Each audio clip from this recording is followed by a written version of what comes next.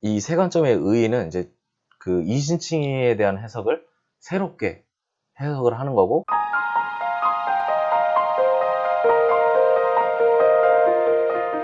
바울이 서신서를 쓴 거는 종교적인 교리 자체는 전제고, 그 종교적인 교리를 뭔가 이게 부처님처럼 쓰려고 한 게 아니라 실제로 그 역동적인 상황 속에서 목회적인 차원에서 아니면 선교적인 차원에서 쓴 거예요. 그래서 어떻게 보면 바울이 조직신학자가 아니라 분류하자면 실천신학자에 좀 가까운 사람이죠.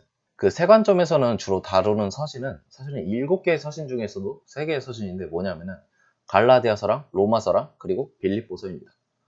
여기서 이제 공통점이 있어요. 이 세 서신에는 공통점이 있는데 바로 이방인 남자의 할례 문제, 그리고 율법이 아니라 그리스도를 믿음을 통한 의롭다함을 받는 문제가 공통적으로 드러나는 얘기입니다.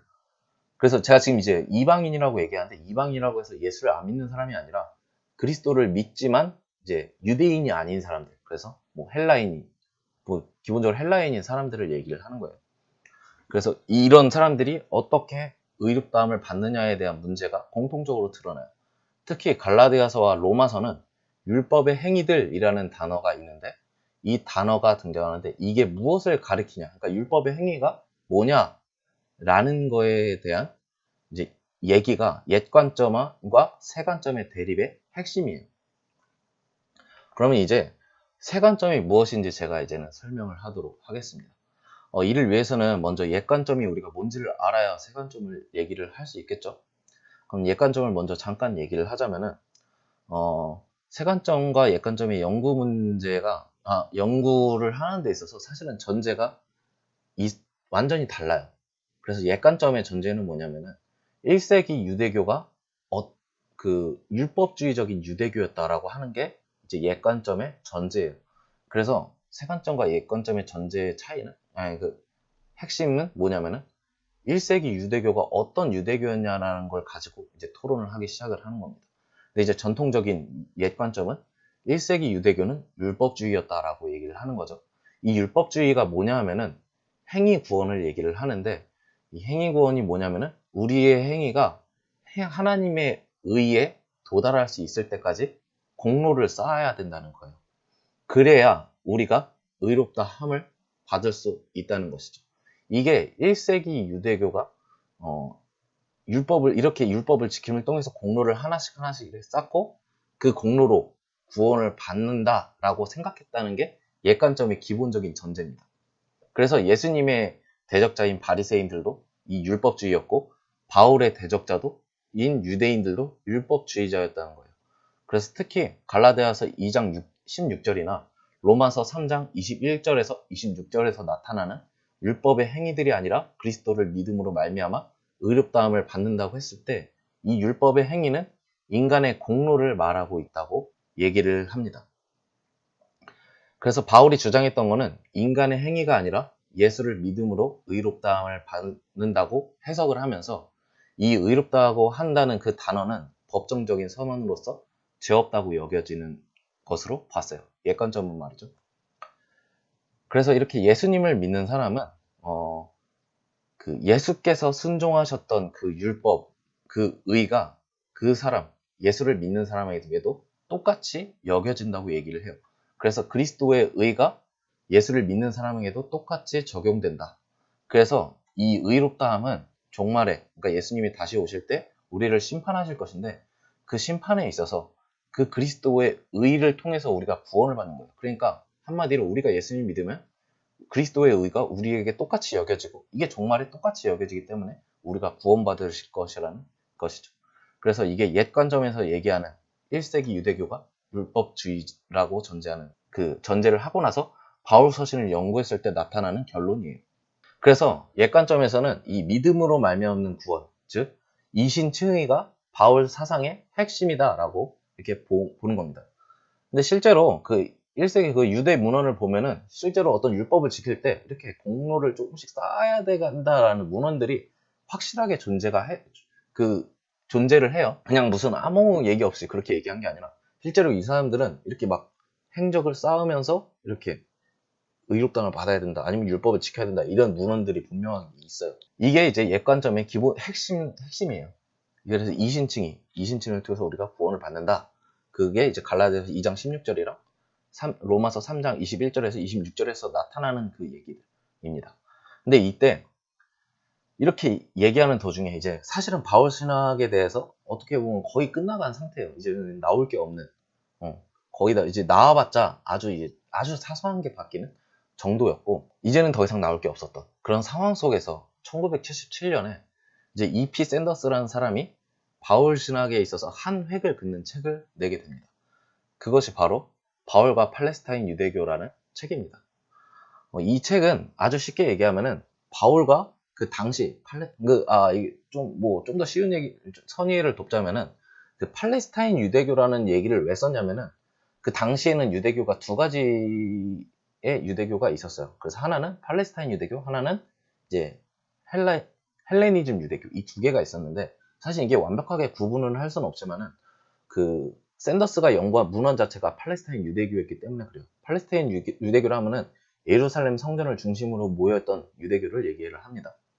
그래서 바울과 팔레스타인 유대교와 그 종교 패턴을 비교를 해요. 이제 종교 패턴이라고 하면 쉽게 얘기하면은 간단하게 얘기해서 구원론에 대해서 비교해보는 책입니다. 그러니까 바울의 구원론과 팔레스타인 유대교의 구원론이 뭐가 다르냐, 이거를 비교해보는 책이에요. 네, 쉽게 얘기하면 줄여서 얘기하면 바파유죠. 그래서 샌더스는 그 주전 200년부터 주후 200년 사이에 나타난 유대교 문헌을 다 원어로 읽고 파악하기 시작합니다. 파악해본 결과 자질구레한 얘기들은 다 없애고 이제 샌더스가 이제 흥미로운 주장을 하게 되는데, 그 팔레스타인 유대교는 율법주의의 종교가 아니라 은혜의 종교, 기독교와 같은 은혜의 종교였다고 얘기를 해요. 즉 흔히 우리가 알고 있었던 율법을 지킴을 통해서 공로를 이렇게 하나씩 쌓고 그것을 통해서 이게 의에 다다들으면 구원받는다라는 종교가 아니었다는 거예요. 오히려 그 율법을 지키려는 이유는 구원을 받기 위해서 지키려는 게 아니라 그 구원 안에 머무르기 위해서 율법을 지켰다는 것이죠. 그래서 샌더스가 어떻게 얘기하냐면 하나님께서 이스라엘을 주권적으로 선택을 하셨고, 그리고 그들에게 언약을 베푸셨고, 언약을 얘기하셨고, 약속하셨고, 그러면서 율법을 수여해요. 그 율법을 수여하면서 순종하면은 복을 받고, 이 율법을 불순종하면은 저주를 받는다고 얘기를 하죠. 이게 신명기에서 나타나죠. 그리고 근데 이제 만약에 근데 불순종하면 저주를 받잖아요. 그럼 이 저주를 어떻게 해결하냐? 샌더스는 뭐라고 했냐면은 속죄제라는 것이 있다는 거예요. 그래서 속죄제를 통해서 이제 우리가 지은 불순종에 대한 죄를 면할 수 있고, 그렇게 하면서 언약 안에 계속 머무를 수 있었다는 거예요. 그래서 우리의 인생 끝까지 언약에 머무르려는 의도를 끝까지 붙잡고 간다면은 구원을 받는다고 생각했다는 게 1세기 팔레스타인 유대교였다는 거예요. 그래서 물론 이 의도만으로는 구원받지 못하지만 실제로 이 의도가 있고 그거를 계속 노력하고자 한다면은 구원을 받는다는 얘기죠. 이것을 샌더스가 뭐라고 두 단어로 얘기하냐면은 언약적 율법주의다라고 얘기를 하는 겁니다. 그래서 이제 우리가 도대체 언약적 율법주의가 뭐야 라고 했을 때 이거예요. 한마디로 그 언약, 그러니까 율법이라는 거는 우리가 구원을 받기 위한 목적이 아니라 구원을 이미 받았기 때문에 지키는 머무름의 수단이었다는 거예요. 구원 안에 머무르는 수단이었던 거지, 이걸 구원받기 위한 수단은 아니었다는 거예요. 그럼 이제 이 연구가 끝났어. 그럼 이제 뭐가 나오냐면은 옛 관점에서 전제됐던 모든 연구가 무너지기보다는 다시 해석해야 되는 거예요. 왜냐면은 옛 관점에서는 율법주의라고 알고 있었는데 그게 아니었다는 거예요. 언약적 율법주의였다는 거예요. 그래서 이거를 다시 이제 해석을 해야 되는 상황이 온 거고, 샌더스도 이 부분에 대해서 이제 얘기를 해요. 왜냐면은 지금까지는 믿음으로 받는 구원, 행위가 아니라 믿음으로 받는 구원이 아닌 거잖아요. 왜냐면 언약적 율법주의 자체가 이미 행위로부터 구원받는 게 아니니까요. 그래서 샌더스는 이 얘기를 해요. 그렇다면 바울이 왜 유대교 대적자들과, 그러니까 유대인 그리스도인 대적자들과 싸웠고 율법을 부정적으로 봤던 것이냐라는 질문을 던지죠.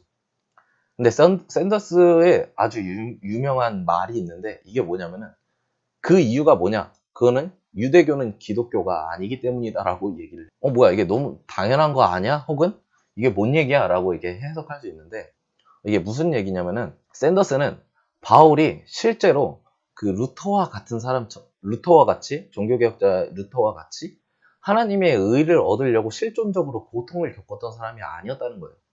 실제로 그냥 바울은 사실은 하나님의 열심으로 제대로 살았었고, 빌립보서 3장에서 보면은 자기는 율법으로는 전혀 흠이 없었다고 얘기를 해요. 뭐냐면은 고통이 없었다는 거예요. 그런 거에 대해서. 그래서 유대교에 대해서 바울은 전혀 공경을 느끼지 못했어요. 샌더스에 의하면.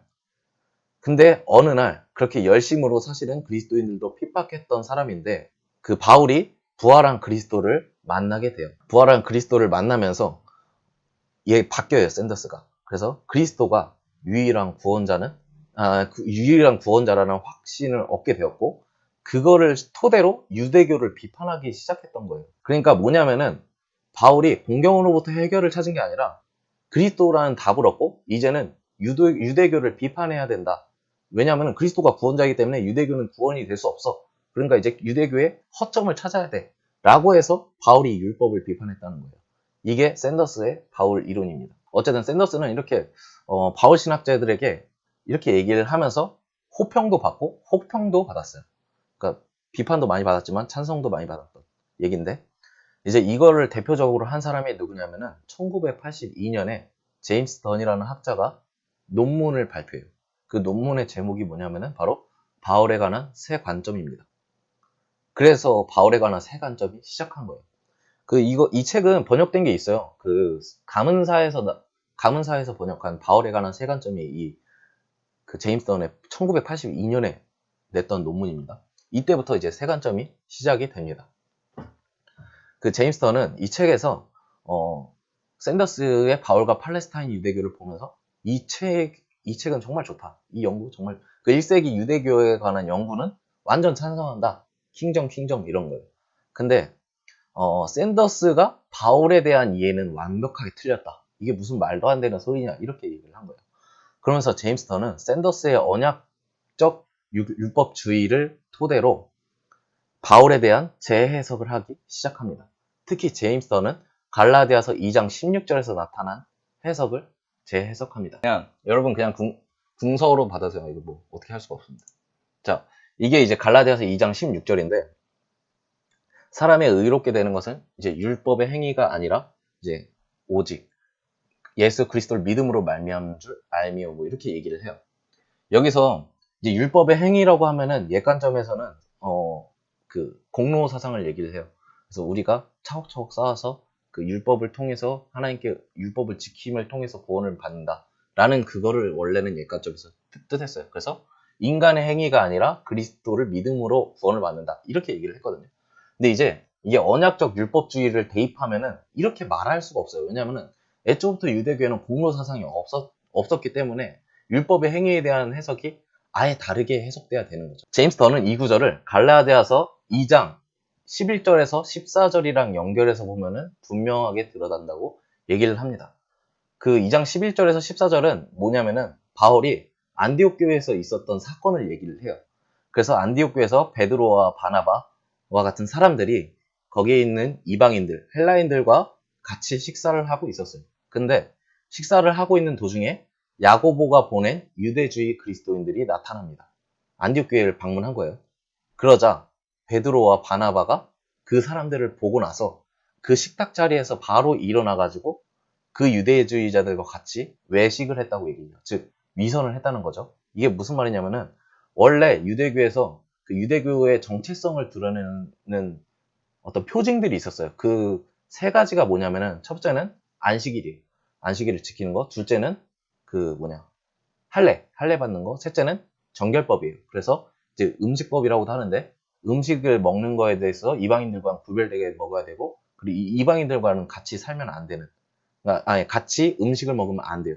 식탁 교제를 하면 안 되는 거죠. 근데 지금 뭐예요? 베드로가 이제 그 이방인들이랑 식탁 교제를 하고 있었죠.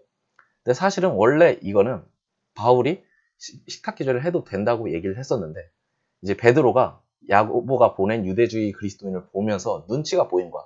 좀 후달린 거지. 그래서 다시 유대인으로 돌아갔던 사건이에요. 그래서 바울이 이 사건을 보면서 베드로를 완전 책망한다고 얘기를 해요. 그래서 뭐라고 책망하냐면은 너는 유대인이지만 이방인처럼 살면서 실제로 식탁 교제한 이방인에게는 유대인처럼 왜 살라고 하냐는 거죠. 그러니까 이게 핵심인 거예요. 그러면서 갈라디아서 2장 15절에서는 우리는 원래 유대인이지 이방 죄인이 아니다라고 얘기하면서 이 구절이 나타난 거예요. 사람이 의롭게 되는 것은 율법의 행위로 말미암음이 아니라 오직 예수 그리스도를 믿음으로 말미암는다라고 얘기를 하는 거죠. 그래서 이게 뭐냐면은 이 여기서 나타난 율법의 행위는 공로 사상의 율법의 행위가 아니라 이방인과 유대인을 구별하는 그런 율법의 행위들을 얘기해요. 더 자세하게 얘기하면은 안식일, 할례, 음식법, 정결법 이 세 가지가 율법의 행위라는 거예요. 그래서 이 율법의 행위라는 거 공로 사상에서 나타나는 게 아니라 이방인과 유대인을 갈라놓는 어떤 행위들, 상징적인 행위들이었다는 거죠. 그래서 이렇게 보면은 갈라디아서 2장 16절이 개인의 구원을 받는 문제가 아니라 하나님의 백성, 진짜 하나님의 백성이 누구인가? 라는 문제로 바뀌게 되는 거예요. 그래서 이제 갈라디아 교회의 유대주의자들은 그 이방인들에게 너네 구원받으려면은 율법을 지켜야 되라고 얘기한 게 아니었다는 거예요. 뭐냐면은 너네 진짜 하나님의 백성이 되려면은 할례 받아야 되고 너네 안식일 지켜야 되고 그리고 음식법, 정결법 지켜야 돼라고 얘기를 하는 거예요. 그러니까 갈라디아 교인들이 뭐예요? 유대주의 선교사들이 오니까 쫄은 거야. 진짜 그런가 보다 하고 할례를 받아버린 거야. 그래서 바울이 개빡친 거예요. 우리 이거 다 안 하기로 했는데 너네 왜 지금 할례를 받고 율법의 행위를 행하느냐라고 이렇게 얘기를 하는 거죠. 그래서 이제 제임스 던은 이제 그 이신칭의를 이제 개인의 구원의 문제가 아니라 누가 진짜 하나님의 백성이냐라는 문제로 어떻게 보면 좀 격화시켰던 거예요. 옛 관점에서는 굉장히 화날 일이죠. 이게 사실은 별거 아닌 문제처럼 보이거든요. 그냥 볼 때는. 근데 이제 실제로 이제 신학적으로는 아주 큰 문제가 돼요. 왜냐면은 이 문제가 어떻게 변하냐면 제임스는 이제 뭐라고 하냐면 이신칭의는 바울 신학의 핵심이 아니다라고 얘기를 해요. 그러면서 이신칭의가 생긴 이유, 이 말이 생긴 이유는 교리적인 문제가 아니라 사회적인 문제 때문에 생긴 거야 라고 얘기를 하는 거예요. 그러니까 선교적 상황에서, 이방인 선교 상황에서 유대인들이 이방인과 나누려고 하는 문제 때문에 생긴 거야라는 거죠. 좀 더 쉽게 얘기하면, 그러니까 지금으로 얘기하면은 예를 들어서 교회에 다니는데 야 너가 진짜 교인이 되려면은 술을 마시면 안 돼. 안 돼라고 얘기를 하는 거죠. 마치 그렇게 하는 거랑 여기서 이제 유대인이랑 똑같은 거예요. 뭔가 하나의 상징적인 행위. 우리 한국교회에서 기독교의 상징적인 행위는 술 안 마시고 뭐 담배 안 피고 뭐 이런 거잖아요. 그러니까 야 너 기독교인이 진짜 기독교인이라면 술 마시지 말아야 되고 담배 피우면 안 돼. 이렇게 얘기를 하는 거예요. 이런 문제였다는 거예요. 이 사람들은. 그러니까 이 당시 갈라디아 교회에 나타난 문제들은 이 문제였던 거지 구원 그 자체에 대한 문제는 아니었다는 거죠. 그래서 이제 제임스 던이 이 말을 하고 비판을 진짜 오지게 먹어요. 왜냐면은 딱 이렇게만 얘기했어도 사실은 비판을 받는 건데 실제로 어떤 말까지 했냐면은 종교개혁자 루터를 비판을 해요. 그러니까 루터의 바울 이해는 완전히 틀렸다고 보는 거죠. 그래서 1세기 바울은 16세기 루터처럼 율법주의, 공로를 통해서 하나님의 의를 얻으려고 한 적이 없었다는 거예요. 그러니까 루터가 말했던 율법의 행위는 완전히 틀렸다 이렇게 얘기를 하거든요. 아시는 분은 아시겠지만은 사실은 우리는 이제 우리 한국교회는 굉장히 개혁파, 그러니까 칼빈 개혁파가 굉장히 다수인 나라지만 세계적으로 봤을 때는 개혁파는 굉장히 소수고 굉장히는 아니지만 크진 않아요. 근데 루터파는 진짜 많아요. 엄청 커요. 그렇기 때문에 그 제임스 던이 루터를 깠다는 거는 세계에 있는 많은 신학자들을 그냥 공격한 거거든요. 그래서 비판을 오지게 먹습니다. 제임스 던은 루터를 제대로 알지 못한다부터 시작해서 루터를 잘 모른다. 아무튼 여러 가지 비판을 받아요.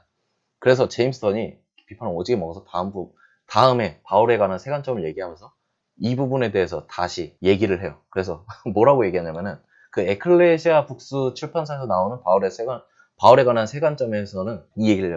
내가 진짜 루터를 제대로 몰랐다라고 얘기를 해요.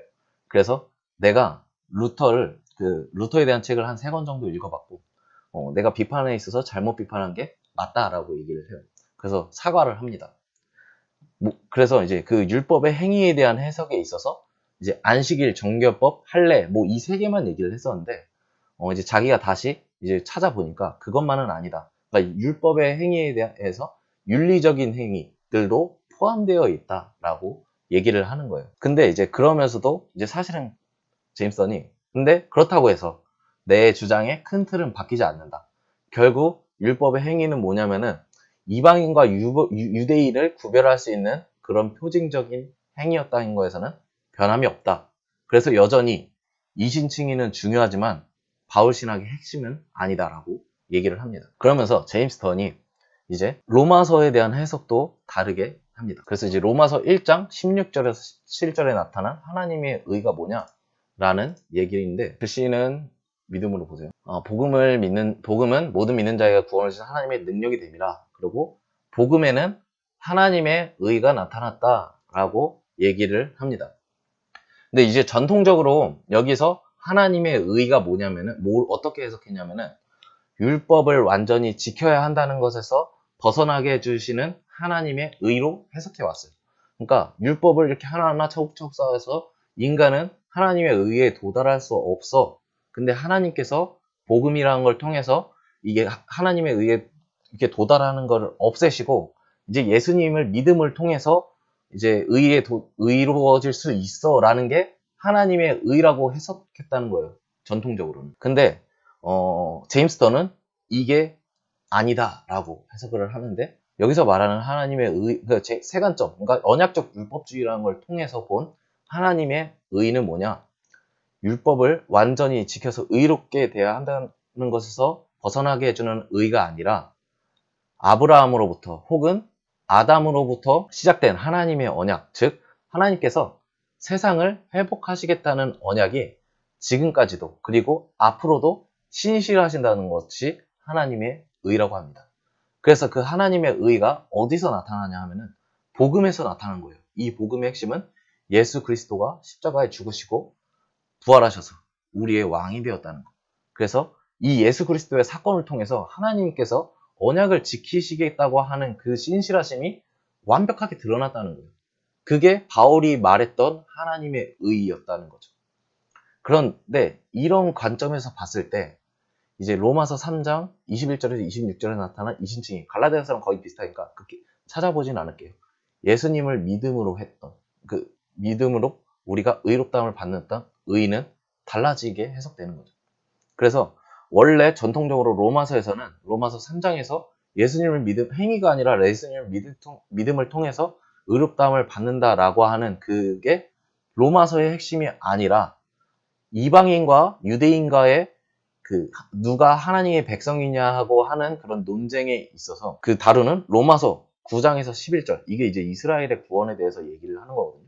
그래서 이게 로마서의 핵심이다라고 얘기를 해요. 그리고 톰 라이트로 넘어가자면은 톰 라이트는 사실은 제임스 턴과 거의 비슷해요. 제가 봤을 때 아직은 구별되는 점이 막 명확하게 짚어낼 수 없어요. 저도 아직은 진짜 다 공부를 한 게 아니라 제대로 좀 피상적으로 좀 하는 거기 때문에 어쨌든 아까 말씀드렸던 율법의 행위에 있어서는 저는 이제 사회적인 맥락이 있다. 이건 톰 라이트와 제임스 턴이 공유하는 지점입니다.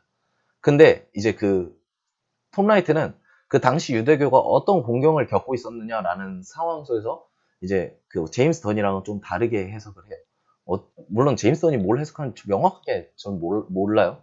어쨌든 톰 라이트는 어떻게 얘기를 하냐면은 유대인은 그 당시 1세기 유대인은 자신들이 어떤 공경을 가지고 있었는데 그게 뭐냐면은 영적 바벨론 포로기였다는 거예요. 그러니까 그 사람들이 바벨론 포로에서 벗어나서 유대 땅으로 와서 성전을 지었지만 여전히 그들은 율법의 저주 아래 있었다고 생각을 했어요. 왜냐면은 율법을 온전하게 지키실 메시아가 나타나야 되는데 아직 그 메시아가 나타나지 않았고 그 메시아를 기다리고 있었는데 그 유대인들은 그 율법에 있어서 좀 저주를 받고 있는 상황이었다는 거죠.